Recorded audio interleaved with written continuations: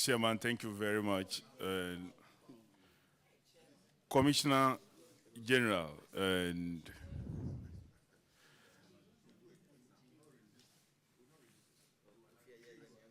I want to find out from you whether you have signed a contract with a company by name Tata Consultancy Services for domestic tax collection or mobilization. If it is the case, was this with the tacit approval of the board and PPA?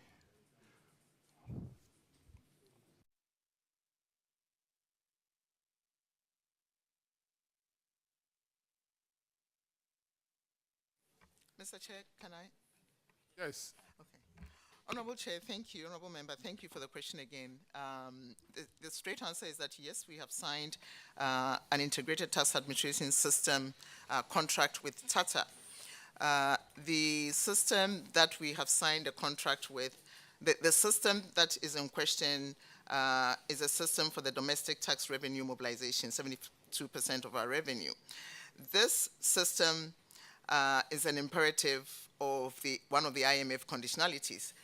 But even before then, in 2021, we started partnering with the IMF, the FAD department of the IMF, in scoping and determining terms of reference to ensure that the system that we have in place is best practice. So that started in 2021 with the FAD department from Washington, D.C., that we did a lot of work online. Granted, probably the work was a bit slow because we were just coming out of COVID, etc. But that work helped us to position the scope of the integrated tax administration system. It helped us to put in place a terms of reference for procurement, and because they don't get involved in procurement, it ended there. We went through a public bid tender for that system, and where we got to with the signing of the contract was pre-done with due diligence on the provider, Tata in question, that you have named, by the former Commissioner General and a team going to India and Dubai to look at the system. So due diligence was followed. On the question of procurement, yes, procurement processes were aligned, and we have a procurement approval, and then we have also financial clearance from the Ministry of Finance all on file. So due diligence have been followed, approval processes are in place, and we've signed a contract. Now, the cost of the contract was significantly reduced from the average bid by 43% to the actual contract that was signed. The previous board approval for the contract was 29 plus so million. The actual contract was signed for 25 plus also million. Mr. Chairman, so I would ask what you mean by average bid and which bids determine the average. But this process, the GRA at any point in time terminated the process leading to the award of this contract. Specifically, on the 3rd of January 2024, did you terminate the competitive bidding process? Why was the termination, and why was the reopening processes again?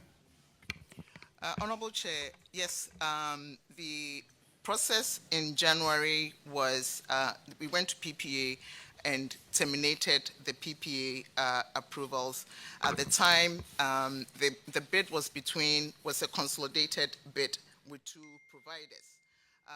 We decoupled that consolidated bid for so many reasons and wanted to focus on one provider, because then again, the costs of what we realized was that the cost of the consolidated bid was escalating the cost beyond normal, what we felt should be the cost. And so subsequent to that, we went to procurement again with a single provider. the provider that had done it for other African countries and went for approval to sign with one specific provider instead of the combined provider that was escalating the cost. So you are, which is this single provider and which was the combined provider you were referring to earlier? The single provider is the provider that you mentioned in your submission, which is the Tata Consulting Group, and the combined provider included the IPMC, which is Ghana-based. So why did you restrict yourself to just Tata and IPMC when there were two other companies that also bidded and provided even a lesser bids and had even more experience, including the current one you are using? Why did you not consider them? Okay. Considering the fact that this is a more wholly Ghanaian-owned company. Honorable Chair, the procurement process, as I said, was public tender with 13 who bidded. 12 qualified, and we went through the process back and forth for close to a year. The first, some of them had combined bids, like they partnered with others. The people who won the bid was Tata IPMC. And then subsequent ones, I think the second one was Sogima. The fourth one was Strategic Systems and another company. And the third one, I believe, was Atos. I can't remember the third one. And the fourth one was the current provider in Ghana. We decided to have a review again of that procurement process. And again, when we validated with another review by a consulting firm, the procurement process that we had done, again, Tata IPMC came on top. So twice we did evaluation and the same company came on top. It was a very exhaustive process that went on from middle of 2022, July, to this point where we signed the contract. The records available rather shows that the Central Tender Review Committee rejected this Tata company and IPMC earlier on the grounds that they failed to meet GRA's 80% requirement in deployment experience and also failed to meet 30% local content test. What do you say to this? That they rather failed to meet this GRA target? Honorable Chair, the central tender feedback, various feedback, was sort of questioning the evaluation process, not the company itself. But for example, we had said 30%, I believe it was 30% for local content. And local content, was it just being a local content or local content with demonstrated experience, local content with the capacity? So these were some of the issues that the central tender was arguing on.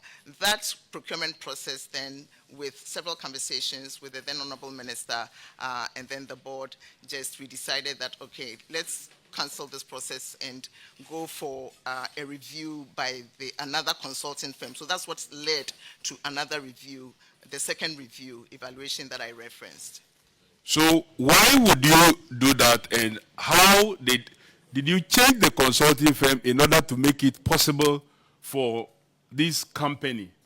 I don't want to describe it as a non-Ghanaian company, but I think that is what it is, to qualify, because the earlier consulting firm said they were not qualified based on your own criteria that you put in place?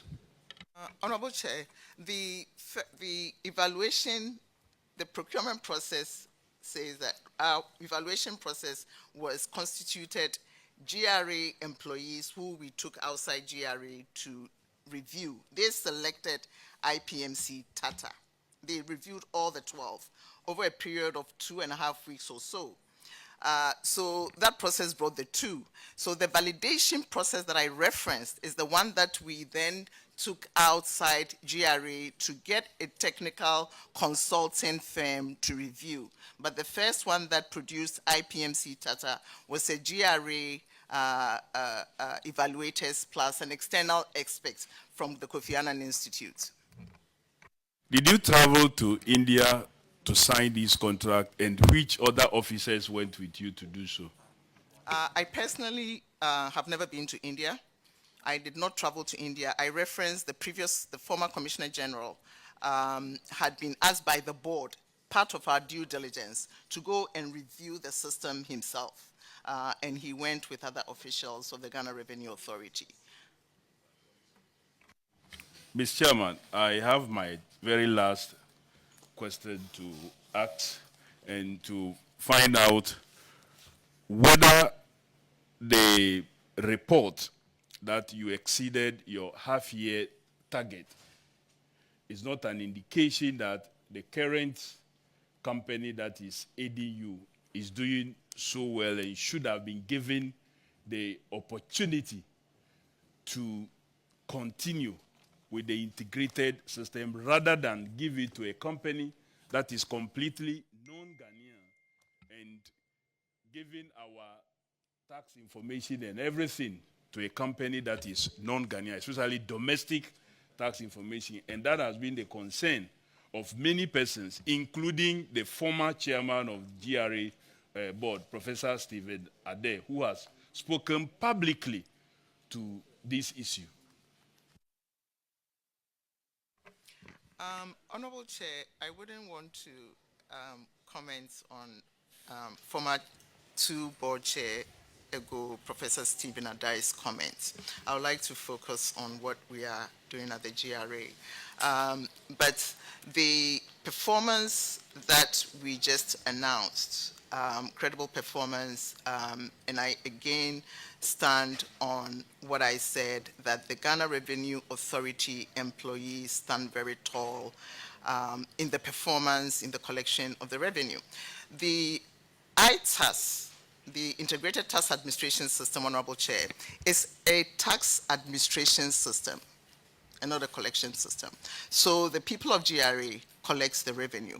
The ITAS supports the administration of the system to ensure that when we administer taxes, all the information end-to-end goes into the system. We have had a system before that we operated within the domestic tax revenue mobilization revenue division, which was not, which did not incorporate an end-to-end system which we packed. As the system that we are looking for, and the system in place, yes, it's operating, but the system that we're looking for should be best practice and should be optimal. But I wouldn't want to attribute the hard work of our revenue employees to only a tax administration system. Thank you so much.